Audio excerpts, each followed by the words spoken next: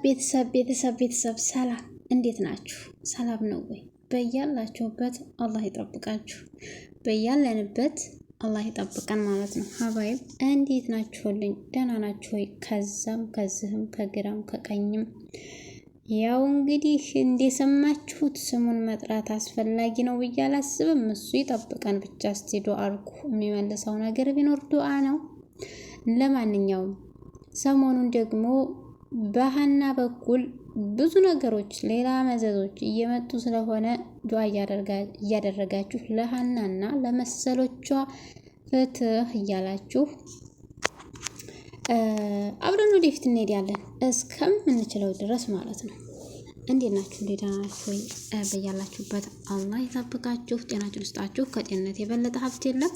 የልብ የሚያናግረው ጤንነት ነው እያል ዛሬ ደግሞ በነጽናት ዙሪያ ዞር ብለን መተናል ማለት ነው። ዛሬ ደግሞ እንሞጭ ልሳቸውና እስቲ ምን ተፈጠረ የሚለውን ነገር እናያለን። እንግዲህ ጽናት ሀድ ይመጣ እያለች ኒና እንግዲህ ሀጅሬ ትናገርብኛለች ብላ ጥበቃ ላይ ብትሆንም አንድ ቀን መቼም ሳታፈርጥላት አትቀርም ጉዷን ማለት ነው። ለማንኛውም ግን እኮ ምንም ጉድ የለባትም እኮ ሲጀመር። እሷ ትዳሯን የጠበቀችው ምንም አላደረገችም ሲጀመር ማለት ነው። ሶሲ እንደምትናገርና ወይም ደግሞ እንዳላመማት ታውቃለች። ነገር ግን ደግሞ ሰው ሲመጣ ዝም ትላለች። እሷ ብቻ ስትሆን ግን በደንብ ታናግራትና ልክ ልኳን ትነግራታለች። ሶሲ ግን አንድ ቀን ያፈረጥሽው እንደሆነ ጉድሽ ፈላ። ጽናት ይውልሽ አናትሽ ላይ ወጣ ጭፈራ ባትሰራብሽ እመኝኝ። ለማንኛውም ግን ነገሩ ምን እየተካሄደ ነው እያለች ኒና ይቺ ልጅ ምን ልታረጋት ነው? ልበላት ነው እንዴ? አሃ ሰውማ ስታይ አይንሽን ትደፊያለሽ ወይም ደግሞ አንገትሽን ትደፊያለሽ እያለች ብታወራም ነገር ግን ጽናትማ የሆነ ነገር አላት እያለች የምታሽቃብጠው ወይም ደግሞ ነገሩን የምታፈነፍነው ኒና ይሄን ነገር የጽናትን ብታውቅም የሶሲን አላወቀችም። ሶሲ አናግራት ወይም ደግሞ ጥፊ እንደገጠሙ አታውቅም። ኒና እንዴት ነው የጽናትን ውሸት አፍና መያዝ የቻለችው በዛ አፏ የሚለውን ለምንድን ነው እንዴት ነው ያስቻላት የሚለውን ነገር አብረን ያለን። አንድ ቀን መቼም ታፈርጥላታለች። ኪራ ምን ሊያረጋት አስቦ ነው? ወይ እዚህ ቤት እየተካሄደ ያለ ነገር አለ እንዴ እያለ ቢልም ሊፈታለት ባይችልም ነገር ግን አንድ ነገር አለ። አንድ ነገር ማለት ነው ሶሲ አንድ ቀን ፊት ለፊት ሳታወራ የቀረች እንደሆነ ምን አለ ይበሉኝ። እሷ ሀሳቧ ምንድነው? ኪራን ሞጭ ልሰልወስድባት ነው። ቆይ እንዴት ነው ባህሏን ጠብቃ የምታዲ ነው? ኧረ ወይኔ ተአምር እኮ ነው። ለማንኛውም ተአምር እናያለን። ፈታ እያል አብረን ወደ ቤት እንሄድ ያለን። እናንተ ደግሞ ሰብስክራይብ በማድረግ አበረታቱኝ ማለት ነው። እንዴት አድርጌ ገለጽኳቸው? ለማንኛውም አብራችሁን ቆዩ። ያው ከዚህ በፊት የሰኒ ባል ወይም ደግሞ ጆከር ታስሮ ነበረ።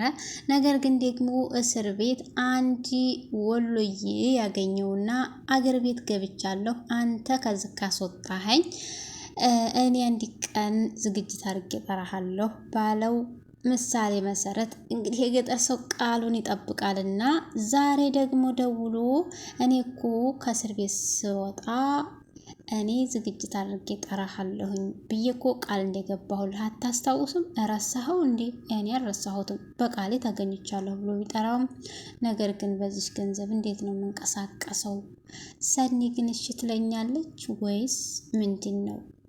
እንግዲህ በቅርብ ጊዜ ሊስትሮ ስራ የጀመረው የሰኒ ባል እንዴ በዚህ ሰዓት ደግሞ እንዴት ነው የት ነው የምንሄደው ምናምን ብላ ብትልም እንዴት ነው መቅረት የምንችለው? ለማንኛውም አስቢበት፣ ማታ እናወራለን ቢላትም እሷም ያሰበችበት ትመስላለች። ሄዱ ወይስ ቀሩ የሚለውን እናያለን። የሴት ልጅ ወጉ እኮ ከባሏ ጋር መዝናናት ነው ብላ ብትልም ስለዚህ ተስማምተሻል። አዎ ተስማምተሻል። ያልሽው ነገር እውነት ቢሆንም ብትስማሚ ይሻልሽ ነበረ።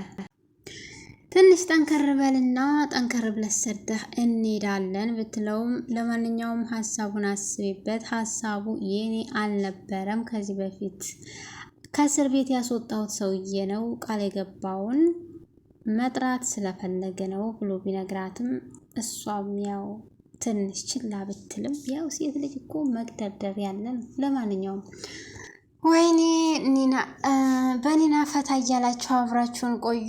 እንግዲህስ መግባቱንስ ገብቷል፣ ሲወጣ እንዴት እንደሚሆን እያለች ታስቀናለች። እንግዲህ ሲወጣም ልክ እንደበላሽ ማስወጣት ነው፣ ሌላ ምንም ችግር የለውም። ለማንኛውም ምግብ ላይ የሚወራና የማይወራ ወቂ እንጂ ኒና አረታይ አንቺ ልጅ ታይ። አይ ሶሲን አሳቀቻት። የምር በጣም ነው ያሳቀቻት። ሶሲ ታመሽ፣ አንቺ እኮ ታመሻል እኮ ኒና አፏን ቢይዟት በመቀመጫዋ ስለምታወራ እንግዲህ የሶሲንና የጽናትን ወሬ ዳር እያለች አንዴ በገጠሩ ሂደታቸው እያወራይ ብታነሳም ምንድነው ነገር? ቆይ ከጽናትና ከሶሲ ጋር ያለ ነገር አለ ብሎ ቢጠረጥርም ባልየው እንዲጠረጥር ላለማድረግ የምታደርገው ጥረት ጽናት፣ ምክንያቱም ስራዋን ስለምታውቅ ሶሲ የተናገረች ምን እንደምትል አላውቅም። እንግዲህ ባሏ እሷን እንደሚያምን ተስፋ እናደርጋለን። እሷ ናት ብትል መብቷ አይደል በቤቷ። ለማንኛውም ጽናት እንግዲህ ኒና እንዳታወራባት የምታደርገው ጥረት እንዳያችሁት ነው። አላስበላት፣ አላስቀምጥ፣ አላስወራት ብላለች። እንግዲህ ስቃቂውንም አልቻለችውም። ዛሬ ነገ ምን ነገረችው እያለች በጭንቀት ላይ ናት። በሌላ በኩል ደግሞ እንግዲህ የጓደኛ ማቾች ትዳር መፍረሱን ተከትሎ ሌላኛው አጦስ ደግሞ እንግዲህ እሌኒ ነች። እሌኒ ደግሞ እንግዲህ የናሆምንና የምሩን ትዳር ለማፍረስ ተፍ ትላለች። እንደ ደህና ስራ ተፍ ተር ትላለች። በባለፈው ልታፈርስ የነበረውን አጋጣሚ ሆኖ ልጇ ተሰረቃችባት። እንግዲህ እናትና ልጅ ተሰርቀው በግድ እንዴት ተገኙ ታውቃላችሁ? ከዛም እንግዲህ ድጋሜ ልትቀማት ተፍ እያለች ነው። ነገር ግን አሁን እንቅፋት ሆነ ያገኘቻት ነው እንቅፋት የሆነቻት ማናት ብትሉ ማናት? ሰራተኛዋ። ከዚህ በፊት እሷ ልታጠፋት እንዳልፈለገች ወይም እንዳልሞከረች ሁሉ ዛሬ ግን ታማኝና ታታሪ ሆና ለምሩ ዘብ የቆመችው ሀዊ እንግዲህ ነይ ብላ ብትጠራትም ይኸውልሽ ምሩን ለመጉዳት የምታደርጊው ጥረት ምንም አይሳካልሽም። ይኸውልሽ ድጋሜ ብትደውይልኝ ለድብደባ እንጂ ለሰላም ንግግር እንደማይሆን አውቀሽ ድጋሜ መንጣት ትችያለሽ። ከዛ ይለይልናል፣ ይዋጣልናል ብላት ብትሄድም እሷ ደግማ መታ ቤት ገብታ ምሩዬ እንዴት ነሽ ብላ አስቀብጣ ብላት ብትሄድም ድንገት ይኸውልሽ ምን ለማድረግ እያሰብሽ እንደሆነ አውቄብሻለሁ፣ ሁሉንም ነገር ደርሼበታለሁ ብሎ በጆሮዋ እናገራለሁ ብሎ ድንገት መለክ እያለ መታ ምሩ እይት እሷ ደግሞ እንግዲህ ሊስማት ነው ብላ ቡራ ከርያ ብትልም እንደማያደርገው ስለምታውቅ አይ በቃ ረበሽኳችሁ መሰለኝ ብላላት ብላ ብትሄድም እኔ አውቃታለሁ ምን እንዳደረግሽ በቅርቡ ሁሉንም ነገር እደርስበታለሁ ብሎ ሸኝቷት ነበር። ደብዳቤው የተጻፈው ከሷች እና ተብሎ ገንዘብ ተከፍሎት የመጣ ሰው እንዳለ ደርሶባታል። ምን እንዳደረገችም አውቋል ማለት ነው። ነገር ግን ይሄን እንዳደረገች ምሩ አታውቅም።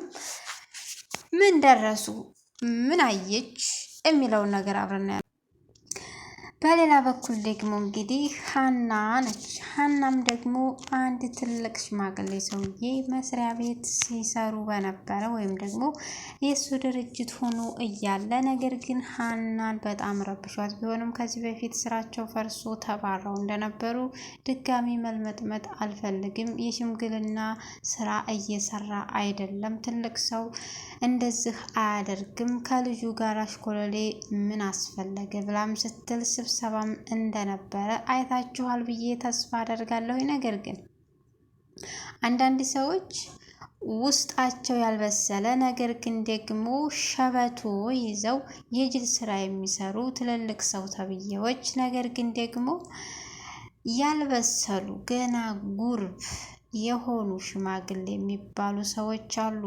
ገንዘብ ህሊናቸውን የሞላው ወይም ደግሞ